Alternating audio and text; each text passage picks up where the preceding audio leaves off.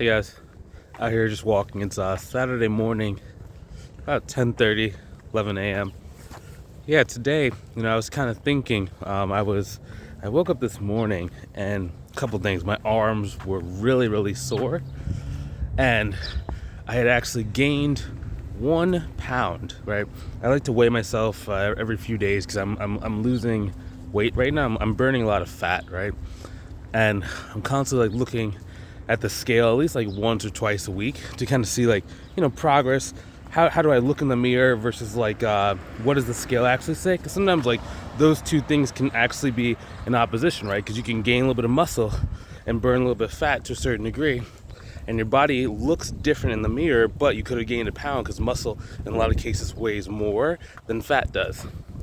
So the biggest thing is a lot of people, whether it's business, weight loss, finances, whatever, they only look at one factor and it causes them to be discouraged. So if I would have just looked at the scale going up 1 pound today and not taking any other data points or any other pieces of context, that'd be very discouraging. But you have to think about different factors and trust your process. So for me, for example, every Friday, Saturday, and some Sundays, I dance for between 3 to 5 hours of a dance social. So last night I got to the location at 9:45. I danced almost all the way until about 2 p.m. There was probably in that 4-hour period only four 4-minute songs that I didn't dance to. My Fitbit watch predicts that I burn about 600 calories per hour. It's about 2,400 calories right there. Times 2, what's that? That is 4,800 calories. That's a little bit over 1.25 pounds, right? That I'm set to burn every single week. And that's on top of my daily exercise.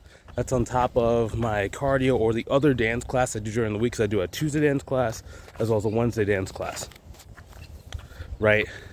And basically the process that I have set up is that no matter what happens during the week, if I can keep myself within striking distance by Friday or Saturday, I can lose 1 to 2 pounds on top of whatever progress I already made during the week, right?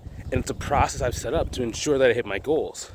It's the same thing that I do in my business too, right? I always have these processes inside of my business that allows me to naturally reach my goals without necessarily having to put in 1,000,000% effort every single day, every single way. So just kind of being aware of how you set up your life, right? And it's kind of tough, right? Because maybe you have children, maybe you have a family, and you don't have as much time as some other people do, right? That is a real thing where it's your time gets sucked up. You have different after school events, you have different maybe you have sleepovers, maybe you have birthday parties you have to go to, and it sucks up a lot of time, right? So unfortunately, that is kind of your reality. It has a lot of pros, it has a lot of cons, right? When I say unfortunately, it's only unfortunate in terms of growing a business to a certain degree. So you just have to be smarter with how do you actually set up your schedule and set up your business to fit around your existing time constraints, right? Do you maybe do your client work after your children go to sleep? Do you maybe turn on your marketing automation machine in the morning before work? Do you maybe leverage a blast style of marketing where it's whenever you have energy or time, you can do a blast, then you have the response kind of trickle in throughout the week, right? A lot of different avenues, a lot of different angles you can go down. Do you do more pull marketing? Do you do more content marketing? Do you do more directory type marketing? Directory type marketing is more if you use a Pro Advisor or an Upwork. Do you do a lead generation, a Bark, or a private lead generation person, right? There's not necessarily a right or wrong. Everything has pros and cons to it, right? So for example, I was talking to a student in my mentorship program. She's kind of newer to the field of accounting and bookkeeping, so she works outside of the industry, right? So we help people, not just people who are in the accounting field, but also people who are outside the accounting field, because we teach accounting, bookkeeping, and how to use different accounting software like QuickBooks to kind of help you guys grow a little bit faster and not to go spend 4 years in college to learn this stuff only to then start making money. And yeah, so she wanted to use Upwork. And I was telling her like the pros and cons. Like, Upwork is not bad for getting your first couple clients. When the clients come to you, you can control the prices. When you have to send out a lot of credit, in a lot of cases, you can't really distinguish yourself or differentiate yourself or have your profile be strong enough to stand out for the crowd, you will face, a little bit of price resistance when you try and charge high price points. Sometimes they're looking for hourly pricing as well, right? So it just kind of depends. It's pros and cons, right? For people, if you're a little bit more experienced and you're trying to get high ticket clients, like high paying monthly clients, right? Upwork in some cases might not be the best way for you to do it. And that's not like a dogmatic, like you have to do it. Test it out, right? Test out. If you want to try Upwork, test it out. If you're already doing Upwork and it's just not doing it for you, then I'd probably recommend trying some of the different marketing methods we talk about on this channel, right? Like LinkedIn, partnerships. I like platforms where it's more of like, I can control the type of person that I speak to, right? Because inherently people are created equal, yes. But in terms of business, life experiences, perception, beliefs, values, over time people do become different. And I was talking to a gentleman yesterday because he's like, how do I sell my services without, really over promising what I can do or make myself seem bigger than what I am or really misleading people like a used car salesperson. I was like, well, I've never really heard someone doing $3 million, $5 million a year use that phrase like, oh, you're selling me something. That's only consumers that say that, right? Because think about it. In order to have a $3 million, $5 million, $10 million company, you have to be good at sales.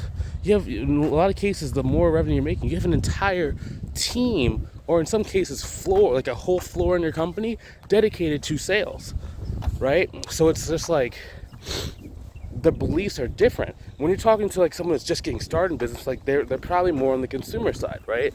So they might say stuff like, how do I know that like this is the right thing to do? Or, I don't know if I should invest in an accountant or bookkeeper. Why do I need your help? It's just like, okay, well maybe you're just not ready at this moment in time. So when I'm thinking about marketing, I'm always thinking about like, who is the person that I want to either attract, speak to, or work with? And what are the initial set of criteria they need to have? Let me turn around so the sun's on your eyes. What is that initial set of criteria that they need to have in order to be eligible for my higher price points at this moment in time, right? Because there's a couple different ways you can do sales and like get clients. You could build your process where it's like you just try and get clients today. So as soon as someone gets on the phone, they have to buy with you. I used to like that methodology a lot more, and like we teach it to our students, but there does come a point in your business to where you need to start developing things where it's like, even if they don't buy the first time they speak with you, they're going to buy within 3 to 6 months. Now I know that sounds very counterintuitive, but the reason why is because the longer someone has spent learning about you, watching you, reading your content, digesting your materials and your literature, the easier it is for someone to want to work with you and make a better quality decision on the phone. And it's just much more permanent, so they'll stay with you for a lot longer, right? So it's about having a balance of both. It's about how do you get revenue today, but then also bring in revenue for tomorrow and the next year after that, right? Because we really want every single year, I want business to get easier, right? Whether it's easier to hit the same revenue number or whether it's easier to keep growing. I was talking to a student the other day, and we had like not a come to Jesus moment, but really like we took a step back and we were looking at the grand scheme of her life and what she actually wanted to do. And, she's kind of in a spot to where, she was making $40,000 a year because she was doing things like 30 at her job, and she had like a part-time job for like an extra 10 grand a year. So she's bringing about like $41,000 a year. She grew her business to being about 150 net profit. At the end of the day, 150,000 net profit. So she has been, and here's the cool thing on top of that, she actually has some rental properties that basically cover all of her living expenses except for $300. So she only needs to make $300 per month from her business in order to survive. That means she saved almost 150 minus whatever her taxes were, right? And she's like, well, what do I do? Like, I heard I was supposed to like grow and I'm supposed to do all this stuff. I'm like, well, it really depends on your lifestyle and like what you need, right? Because if you just invest that and it's compounding at 8% every single year, you're going to be able to grow and have a really, really, really big piece of wealth, right? Because think about it, if you just put $100,000 away for 5 years, you will have $500,000. At 8% returns per year, that is $40,000 per year that will come to you in passive income. Now, if you need that money, you can take it out. If you don't need that money, you just leave it and let it keep compounding, right? And that can turn into $2, $3, $4 million over the span of 10, 20 years, right? So it's just like, she's really beating the game. And that's kind of the point that I'm thinking about getting people, because I used to just want to like get people like, oh, I want you to like have a huge revenue. But really, what I'm thinking that the game is going to shift to is, how can I help students build long-term wealth? And not just long-term wealth, but really beat the money game. Like, she only works 15 days of the month. For the other 15 days, she generally travels. She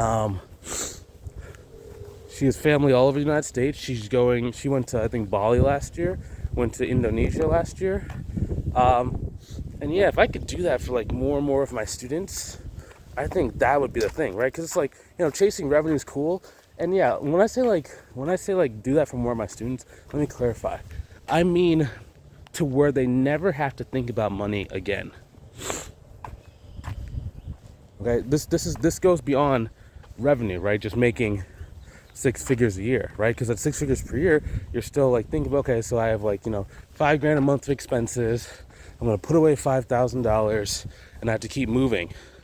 But she could stop working as of today and she'd still be able to get out $40,000 per year from her investment account.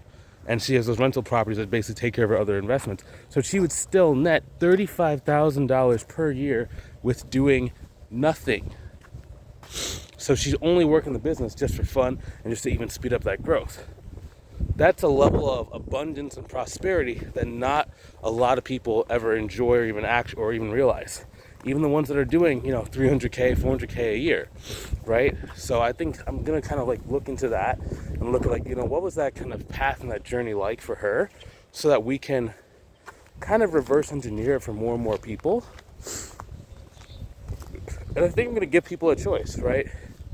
So I think, yeah, if I'm honest, I think that was the first student that I've had where it's like, she didn't just build a great 6-figure business that's had longevity, made her, she's made over $100,000 a year in net profit for the last like 3 years of working together. But to be above money, like, could you imagine, like what if you were above money? What if you didn't need to work anymore, but you did it just because you loved it? What if you had more money in your retirement account than you can actually live? Like, you could put that towards your children. What would you do with that? What would you do with that extra time? By the end of probably the next year and a half, we're going to have her fully automate the business. And all she needs to do in order to maintain that is just get one more client per year than her churn rate. So churn rate is like how many people sign up with you divided by how many people leave or go out of business. So right now her churn rate is about, I think she's lost like 8 clients total in the last like 3 years she's been in business. What is that? 8 divided by 3 is about 2, give or take, to 1 to 2 clients a year. So all she has to do to maintain her business is just gain 1 to 2 clients per year, and she maintains that same savings rate. That is control. Sorry, let me turn this on your face. Sorry, guys. Don't want that light to be there. That's control. That's what I want for you. You know, if you want to be able to grow your business and just avoid a lot of the mistakes that most people have to make, or just be able to go and put your life on the right path and have the right like process in place, so when you wake up in 3 years from now, you're either above money, or your business is at multiple six figures, or you can even give it to your children. Go ahead and click the link inside the description, either above or below the video. Book a call with myself, one member of my team. See if we can help you inside of our program. We can't help everybody, but for the ones that we do touch the lives of, it's been an extremely rewarding process. Extremely rewarding. I love being able to go and travel and actually like go and see the people that have invested in our program, talk to them, meet their family in person, just be like, oh, you know, and then they're like, hey, yeah, Susie, this is Bryce. He helped mommy grow her business. That's why she can spend all that time with you now. It's like, oh, right? And you have lifelong friends. People actually like you. People that are you know, compassionate, grateful, excited. They want to help you forever, you know, because you help them. If that's you, if you want to be a part of that, go ahead and click on the link inside the description, either above or below. Book a call with myself, see if I can help you inside of our program. I'll talk to you soon. Have a good rest of your day.